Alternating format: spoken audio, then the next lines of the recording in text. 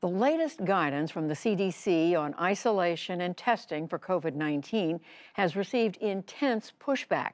As William Brangham reports, many health experts are now criticizing what the CDC has said and how CDC officials have said it. That's right, Judy. The CDC said if you get COVID, you don't have to isolate for 10 days like before. You can cut that down to 5. But it also said people don't need a negative test to resume regular life. Joining a chorus of criticism, the American Medical Association issued a rare but strong rebuke, saying that the CDC's new recommendations were, quote, not only confusing, but are risking further spread of the virus. The man who wrote those words is Dr. Gerald Harmon. He's the president of the AMA. Dr. Harmon, great to have you on the NewsHour. I'd like to have a better sense of what it is that is bothering you about what the CDC did. Am I right that you're okay that people might leave COVID isolation after 5 days, but only if they have a negative test? Is that your issue? William, thanks for having me. And that you've nailed it. That's my issue as a frontline provider. We have a lot of evidence that shows that viral shedding might stop after 5 days. We don't know as much about the Omicron variant as we'd like. Of course, we're learning on the fly, but 5 days seems a little quick to let someone release back into the wild without at least negative testing before they're going back, even if they're wearing masks, even if they're wearing medical grade masks. Putting someone back into the environment that could spread this, and some of the data shows that as many as 31% of those after 5 days still shed the virus. That's a little inherent risk that I'm not willing to buy into right now.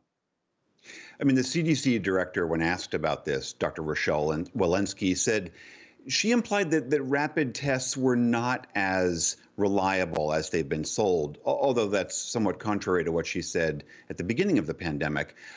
What do you make of that? Do you think that rapid tests are reliable? Well, I use them. All of us use them. We make a determination whether to put someone in isolation when they come in.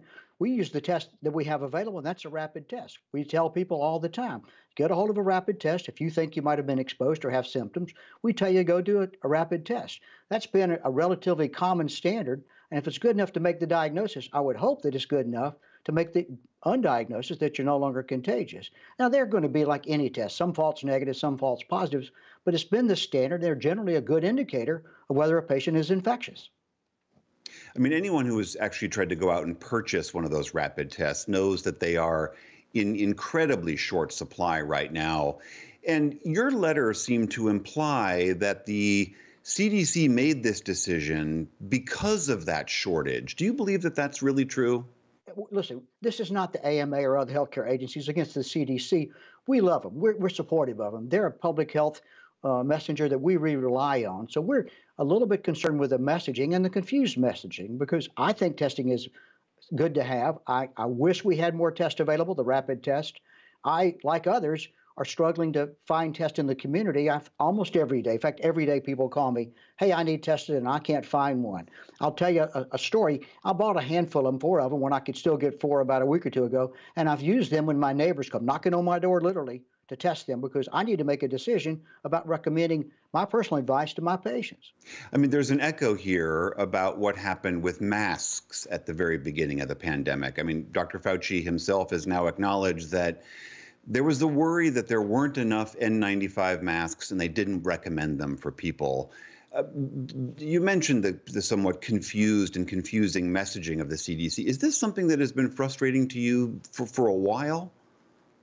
Well, again, this is science. This is not mathematics, so that the numbers may change. The data may indicate different transmission variants. We're learning, all of us, the CDC, all of my scientist colleagues, myself on the front lines, we're learning. So the messaging may change at times, but it's not in any deliberate format to confuse people or because we don't know what we're doing or the CDC doesn't.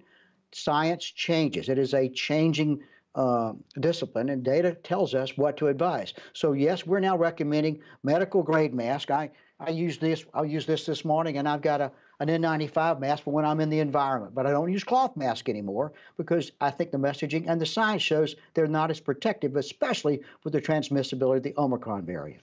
So if a patient comes to you and says, look, I tested positive, I've been in isolation for 4 or 5 days.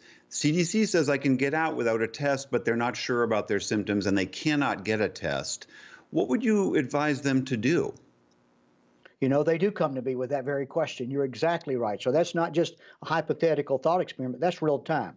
And I'm going to stick with my recommendation, not necessarily the AMA's recommendation, but it's going to be if you're not sure, you've only been 5 days since the onset of symptoms or the date of positive testing, then I think if you don't have an available test that helps support that you are not contagious or not infected, why don't you wait a couple more days? And then 7 days might be a reasonable, prudent recommendation that you could go back to work. If I did test you positive, I'd wait a couple days later and get you tested again. We're not trying to pick a magic number. We're trying to meet someplace in the middle. We're trying to do the best we can with the data we have and use common sense. And that's the challenge for all of us right now. Is that none of us are deliberately trying to release people into the wild that are infectious or contagious. We're trying to do the best we can to keep our schools open, our hospitals open, our businesses open, help the economy. I understand the motivation, but the science still is catching up with the reality. All right, Dr. Gerald Harmon, president of the American Medical Association, thank you so much for being here. William, thanks for having me. Thanks for being part of the solution, and you and the PBS folks being a source of reliable medical information and for being on the side of science. Thank you again.